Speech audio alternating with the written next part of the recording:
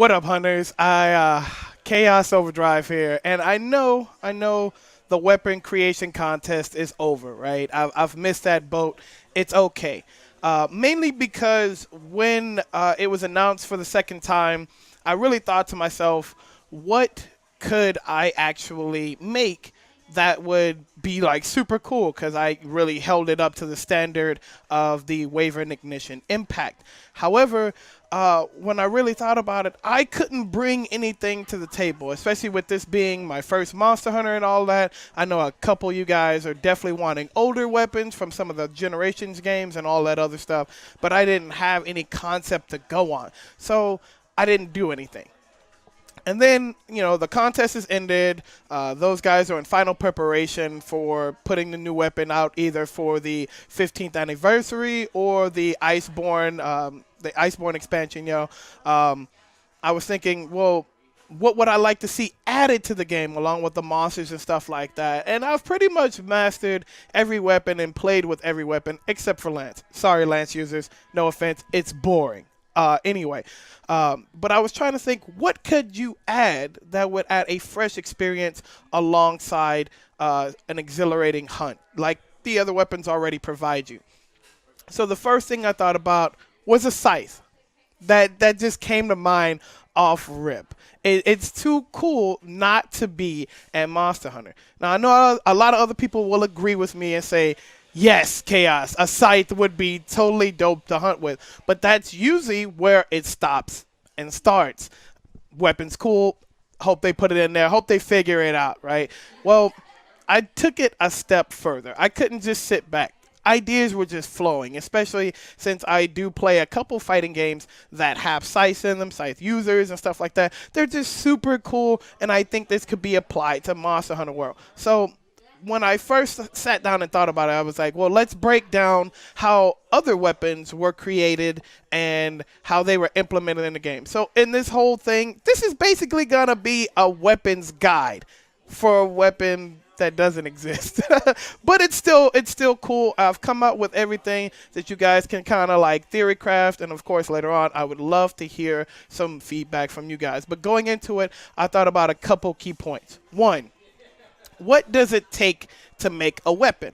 And then two, what does it take to make a weapon cool? Because you can flesh out the mechanics and everything like that, but how much fun will you actually have playing with it?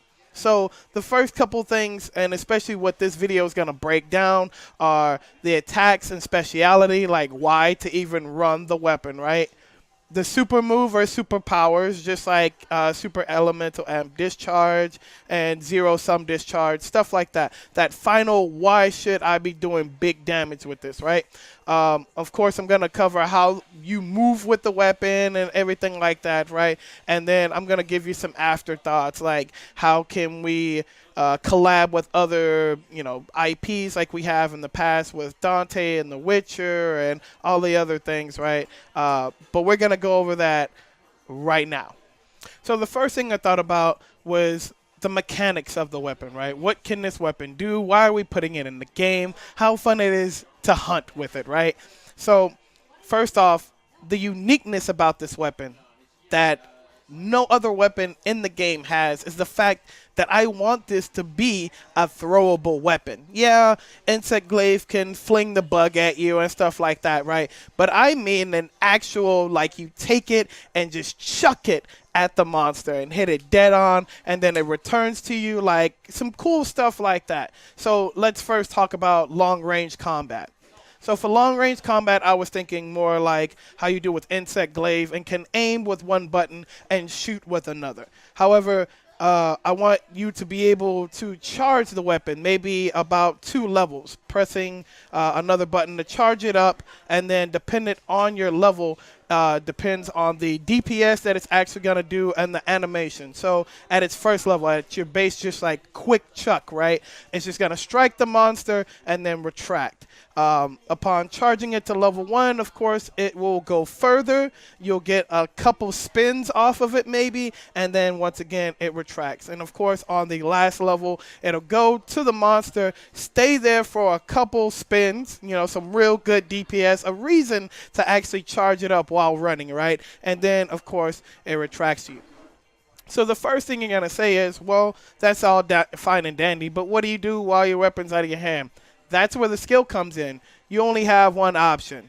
Dodge or aerial dodge. And aerial dodge will be a special mechanic kind of similar to what foresight slash is to the longsword, right? And you'll have to do that by using counters. Yes, I did come up with a gauge and a counter system for this too. So just sit back for that. That's coming towards the end. But maybe being able to dodge it, taking a bit of the damage, and then being able to get out of the way unscathed, right?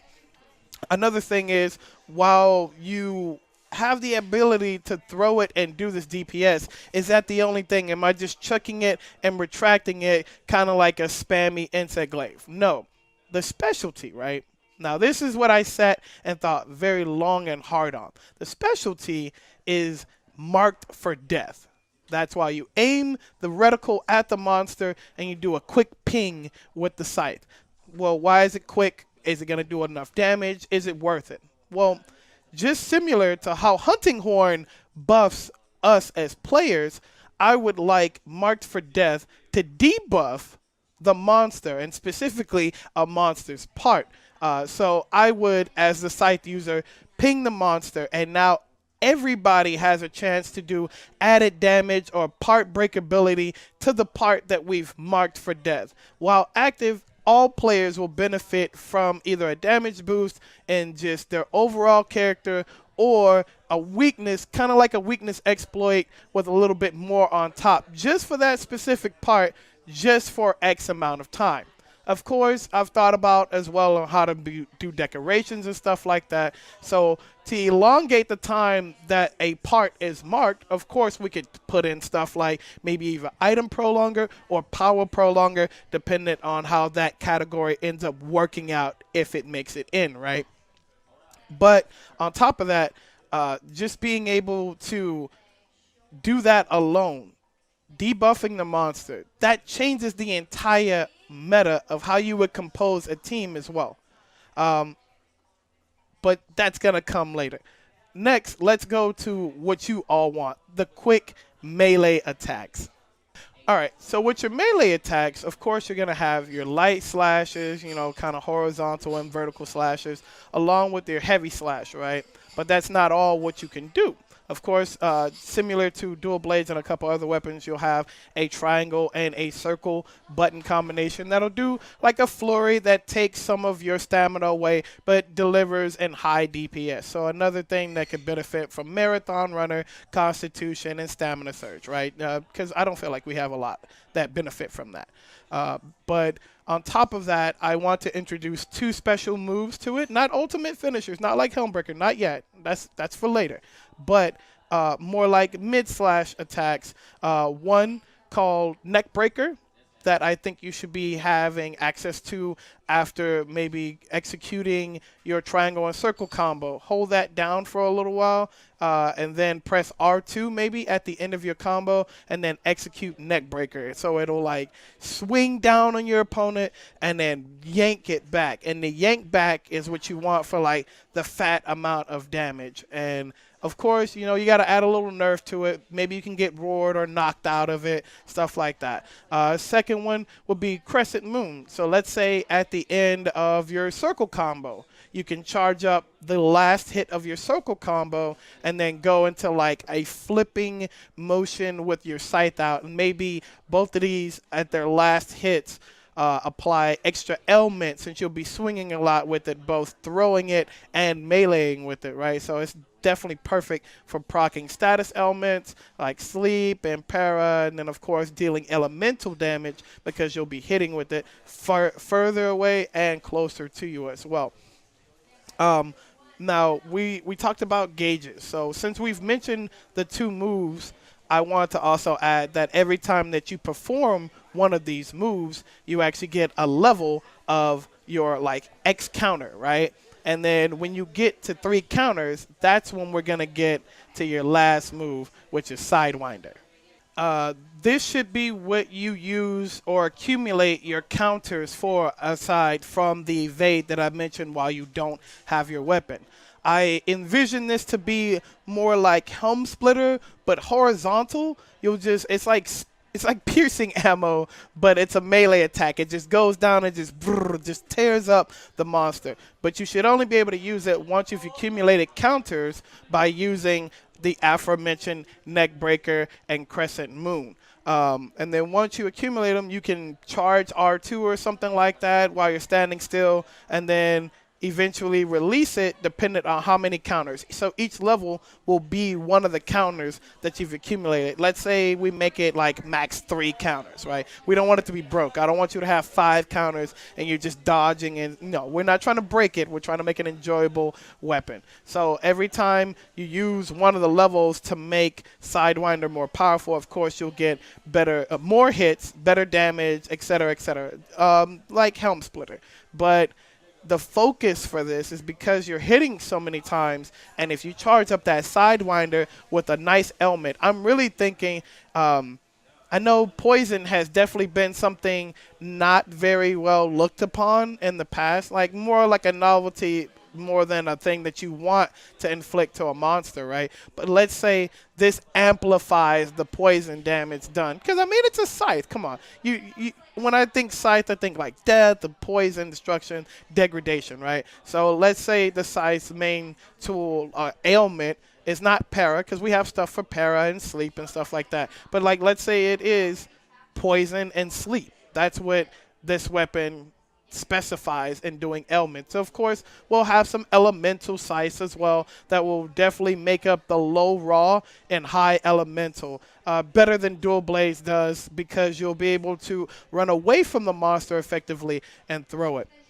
And then with Sidewinder, of course, you'll be able to do that massive wind up and then just go right through the monster and deal insane amounts of damage. Like, that's the way that that weapon will also make it up, as in focusing on Sidewinder.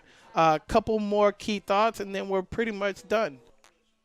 So one of the other things when considering weapons, because I did go into training mode and I did look at all the aspects some of the other weapons had, how to make it very unique and different from the other weapons, but it still needs the basics, right? So one of the basics we still have are your leap attacks when you jump off a cliff or leap off a little ledge and stuff like that. So of course you'll have like your standard downward attack, or maybe even like a circle for your flurry off the side to do multiple hits if you're trying to proc status or that element damage, right?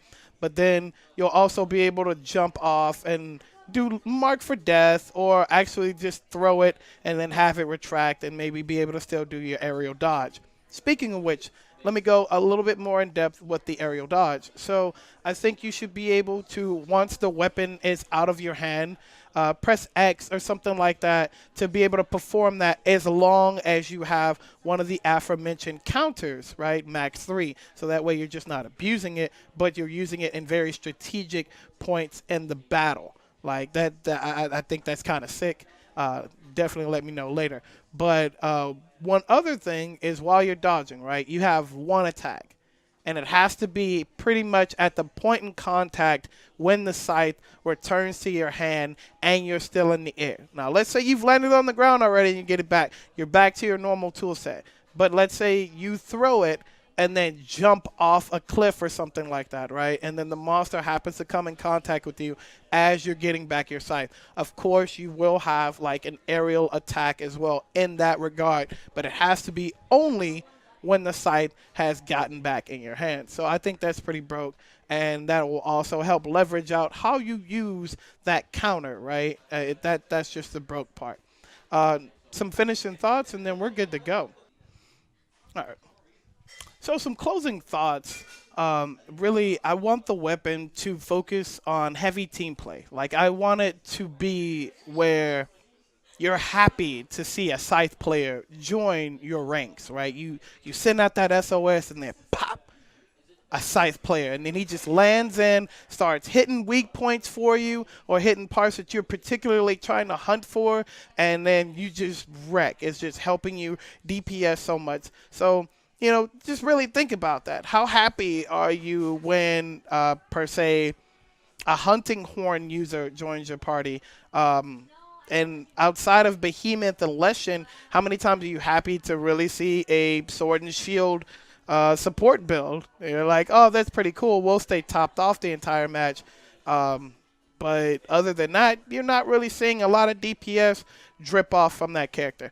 I think this would encourage a lot of team play. People would actually have to look for the marked spots. We could even do the marked spots with like either a small indicator or maybe flash fly, like the fireflies are swarming around that particular part that you've already marked, and that way players know to target it better, which automatically encourages better team play off the map. Sometimes you have people randomly striking parts of the monster to try to get any DPS, whereas this would encourage people to focus on one part of the monster and possibly get the hunt over a little bit faster or get that part you're looking for. Everybody in the beginning needs Diablo tail cases. Who doesn't want to get that off quick? You know, stuff like that. On another note, you could always look forward to some type of collaboration. That's another thing that people aren't looking for right now, or that people are actually looking for, but not in the areas that you think. So we could do something with Ruby. Definitely, like the site that I showed earlier was Crescent Rose from Ruby Rose, but you could get something like that, or maybe Zasalamel, or we could even get the reintroduction of Dante from Devil May Cry 5, which is going to come out before Iceborne, right? And you can't tell me that that character isn't going to be using a scythe in DMC 5. So, you know, there goes your collaborations. Maybe even Zasalamel from Soul Calibur 6. There are definitely plenty of iconic scythe wielders outside of Monster Hunter that make me think that it could be definitely implemented in this game, especially if Capcom tries to use some type of formula like I've already laid out. I don't think it would be very hard to implement it, and I think it would be a great benefit to just have a fresh new weapon in Monster Hunter World / Iceborne. Hell, a couple weapon concepts could be like, I don't know, like the Slumber Sickle. You know, maybe it specializes in putting a monster to sleep. I don't really think there are that many things outside of light bowgun and things that shoot sleep twos that will be able to sleep a monster properly. I think this could be one of them. And, of course, you got your staples, like if you beat Nergigante, you get the Nurgle Reaper, like, and it's going to be big, and it's going to have, like, Nergigante spikes all over. I don't know. Maybe it's one big spike sharpened. And, you know, a Luna Blast Shaft or something like that. You know, there are endless ones that you can make, and you can make them for every weapon tree, every type of element. It would actually be something outside of like Switch Axe that promotes an element on a melee weapon. I don't know. I would really like to see, you know, you could even throw decorations in this, like Power Prolonger, like I mentioned earlier, Item Prolonger. I don't know. There are definitely things that can apply to this weapon and a build loadout for it without having to drastically change what we know as Monster Hunter already, but by simply just adding a new weapon to be happy to see in your party. I don't know, guys. I'm definitely psyched, especially if this gets picked up. If not, I'm definitely going to try and get as much hype behind this as possible to get this to Capcom, at least to show by next time that they ask, hey guys, submit a weapon request or a design and we'll try and make it happen. Make this happen! I know I'm not the only person wanting a scythe in the game, and especially some of the aforementioned ways that you can do it. Come on. Come with me, guys. Sound off in the comments below. If this hits 1,000 views and I get to show this to Capcom in any shape, form, or fashion, I might give away something. Monster Hunter related. Special. I don't know. We will see. But go. Share this. Vote it. Yes. Thank you, guys. Hunters out. Weapons out. Peace.